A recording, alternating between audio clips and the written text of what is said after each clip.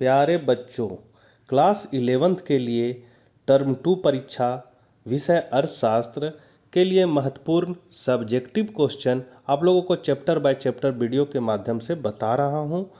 हम लोगों ने निर्धनता टॉपिक ख़त्म कर लिया है। आज हम लोग नया टॉपिक पर आएंगे जो आपका भारतीय अर्थव्यवस्था की वर्तमान चुनौतियों के अंतर्गत भारत में मानव पूंजी निर्माण चैप्टर का नाम है। इससे हम लोग महत्वपूर्ण ऑब्जेक्टिव क्वेश्चन को देखेंगे। ये वीडियो का फर्स्ट पार्ट है। हम लोग 5 पार्ट में इसको कंप्लीट करेंगे। ये पहला पार्ट है। यदि आप लोगों ने निर्धनता के वीडियो को नहीं देखा है तो आप लोग डिस्क्रिप्शन में दिए हुए लिंक पर या चैनल के प्लेलिस्ट में भी जाकर आप देख सकते हैं। साथ ही आपसे रिक्वेस्ट है कि अपने चैनल इकोनॉमिक्स प्लस पर नए हैं तो चैनल को जरूर सब्सक्राइब कर ले और बेल आइकन दबाकर ऑल नोटिफिकेशन ऑन ही कर ले, क्योंकि जब भी मैं वीडियो डालूंगा सबसे पहले आप ही को पता चलेगा। साथ ही अर्थशास्त्र के बच्चों तक यह वीडियो जरूर शेयर करें। तो चलिए हम लोग आज कुछ नया सीखते हैं। आपका मानव पूंजी निर्माण में पहला इंपॉर्टेंट क्वेश्चन है, किसी देश में मानवीय पूंजी के 2 प्रमुख स्रोत क्या होते हैं? तो इसका आंसर हो जाएगा ये आपका 2 नंबर का है। इंपॉर्टेंट क्वेश्चन है बच्चों। एक देश में मानव पूंजी निर्माण के 2 प्रमुख स्रोत निम्नलिखित है। पहला है शिक्षा में निवेश और दूसरा है कार्य के दौरान प्रशिक्षण। दूसरा क्वेश्चन है, किसी देश की शैक्षिक उपलब्धियों के 2 सूचक क्या होंगे? तो इसका आंसर है सामान्यतः शिक्षा से अभिप्राय, लोगों के पढ़ने लिखने तथा समझने की योग्यता से यह उच्च आय अर्जित करने का साधन माना जाता है। शिक्षा के 2 सूचक इस प्रकार है, इससे लोगों के मानसिक स्तर का विकास होता है, दूसरा विज्ञान तथा प्रौद्योगिकी का विकास होता है। अगला क्वेश्चन है, भारत में शैक्षिक उपलब्धियों में क्षेत्रीय विषमताएं क्यों दिखाई दे रही है? तो इसका आंसर है बच्चों, भारत जैसे विकासशील देश में जहां जनसंख्या का एक विशाल वर्ग निर्धनता रेखा से नीचे जीवन बिता रहा है, वे लोग बुनियादी शिक्षा और स्वास्थ्य देखभाल सुविधाओं पर पर्याप्त व्यय नहीं कर सकते हैं। अधिकांश जनता उस शिक्षा का भार वहन नहीं कर पाती है। जब बुनियादी शिक्षा को नागरिकों को अधिकार मान लिया जाता है तो यह अनिवार्य हो जाता है कि सभी नागरिकों को सरकार ये सुविधाएं निःशुल्क प्रदान करे। आर्थिक विषमताओं के साथ साथ शैक्षिक उपलब्धियों के क्षेत्र में भी व्यापक असमानताएं देखने को मिलती है। उदाहरण के लिए साक्षरता दर जहां हिमाचल प्रदेश में 83.78%, मिजोरम में 91.58%, केरल में 93.91% और दिल्ली में 86.34% है, वहीं आंध्र प्रदेश एवं तेलंगाना में 67.66% है, झारखंड में 67.63% है, जम्मू कश्मीर में 68.74% और तमिलनाडु में 80.33% है। उच्च शिक्षा के क्षेत्र में भी व्यापक विषमताएं विद्यमान हैं।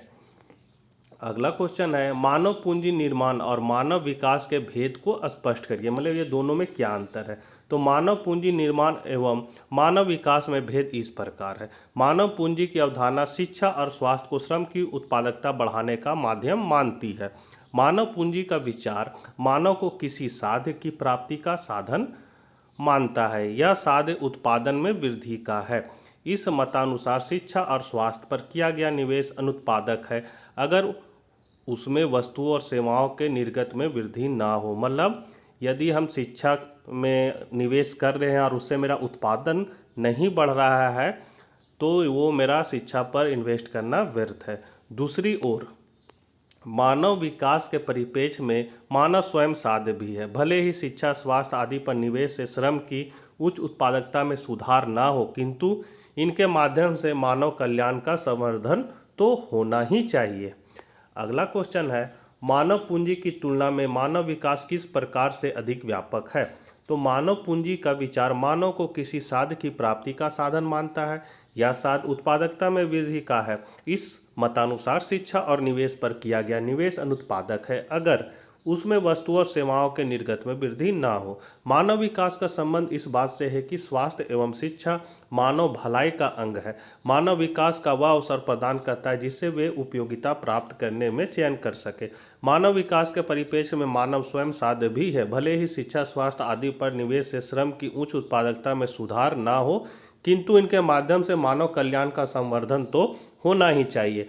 प्राथमिक शिक्षा और स्वास्थ्य उसके लिए आवश्यक है। संक्षेप में मानव पूंजी की अवधारणा का संबंध मानव की उत्पादकता से है, जबकि मानव विकास की अवधारणा का संबंध मानव कल्याण से है।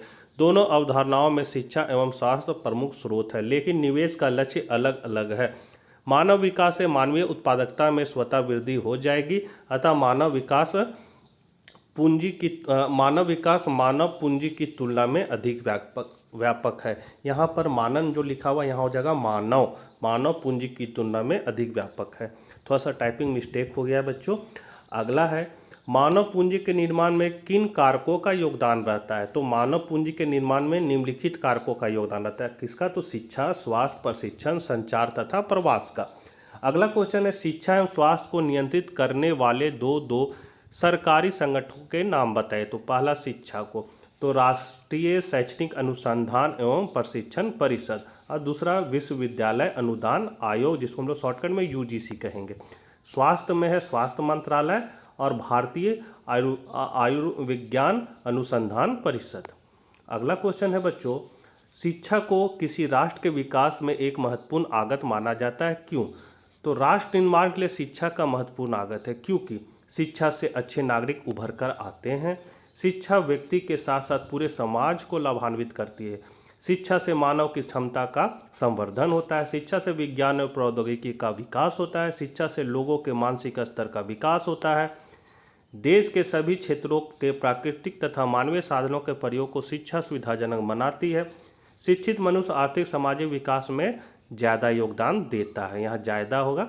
शिक्षा अनुसंधान दृष्टिकोण को विकसित करती है। शिक्षा से देश के निवासियों के सांस्कृतिक स्तर को प्रोत्साहन मिलता है।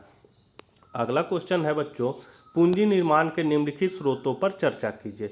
तो स्वास्थ्य आधारित संरचना और प्रवसन पर व्यय। तो स्वास्थ्य आधारित संरचना को हम लोग पहले देख रहे हैं बच्चों।